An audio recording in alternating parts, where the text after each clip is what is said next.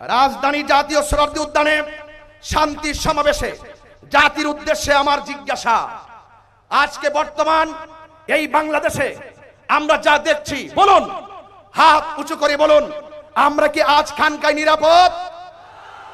আজকে আমরা কি রাজপথে নিরাপদ?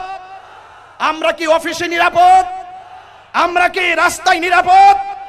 আমরা এতই নির্লজ্জ, আমাদের সমাজের কিছু মানুষ এতই নির্লজ্জ, বেহায়াপনায় নিমজ্জিত হয়েছে, যারা রাসূল পাকের শুভ আগমনের দিনে, শুভ আগমনের চাঁদে তারা এই দুনিয়ার উপরের মানুষগুলো ওই হায়নাদের কাছে যেমন নিরাপদ না, তাদের কাছে আজকে অন্ধকার কবরে যারা চিরদিনের জন্য চলে যায়, সেই লাশ পর্যন্ত ওই হায়নাদের কাছে নিরাপদ না।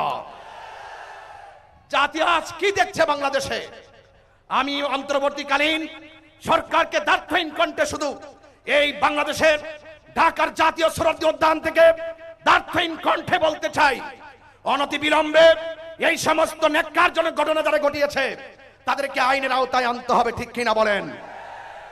যেই কোনো মানুষ অন্যায় করলে সেই বিচারের হকদার হলো আল্লাহ, কথা বলেন ঠিক কিনা? কে জান্নাতি হবে, বিচার ফয়সাল হবে আসমানে, ফয়সাল হবে আখিরাতে। কিন্তু যারা এই মৃত লাশকে উপরে তুলে আঘাত করে আগুন দিয়ে পোড়ায়, এরা কখনো সভ্য জাতি হতে পারে না। রাজবাড়ী ঘটনাগুলি আমরা তদন্ত করে দেখছি, তদন্ত রিপোর্টের পরে আমরা হয়তো পুরাটা আপনাদের জানাতে পারবো। এখন এটা তদন্তাধীন রয়ে গেছে, বাট এটা যারা করছে তাদের কিন্তু আমরা অলরেডি পাঁচজনের আইনের আওতায় নিয়ে আসছি এবং তাদের জিজ্ঞাসাবাদের পরে আমরা হয়তো পুরো ঘটনাগুলি আরো জানতে পারবো।